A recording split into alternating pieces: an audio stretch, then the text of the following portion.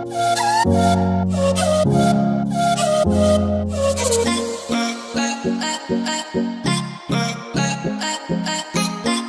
خبر را مخې ته شوی دی چې په نوښار کې د یو کور اووه کسان ډېر بې دلدۍ سره قتل شوي دي. د هغه اووه کسانو ګناه څه وه؟ دا اووه کسان چا قتل کړل او دا اووه کسان یې په څه وجه باندې قتل کړل؟ خو چې تاسو د دې پوره معلومات باره کې ځان خبرول غواړئ، کوټه پورې چا زموږ د چینل مخه نه وي سبسکرایب کړی، خو موږ زموږ د چینل مخه سبسکرایب کړئ، د دې نشان څخه مخه ووهئ چې زموږ هر یوه نوې معلوماتي ویډیو تاسو ته په اسانۍ سره میلاویږي.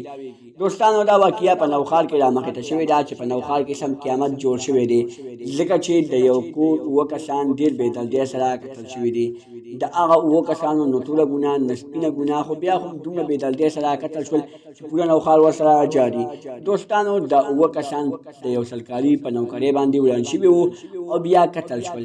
دوستانو د اووه کسان چا قتل کړل؟ د اووه کسان بل چا نه بلکې د خپل ترونو زامنو قتل کړل. د دې اووه کسانو او د خپل ترونو زامنو ترمنځ باندې په یو نوکرۍ باندې لانجه وه چې کله هغه نوکري دوی ته میلاو شوله او حکومت وویلې چې دا نوکري به دا خلک کوي کوم چې اووه کسان په یو کور کې ډېر بې دلدۍ سره شهید شوي دي.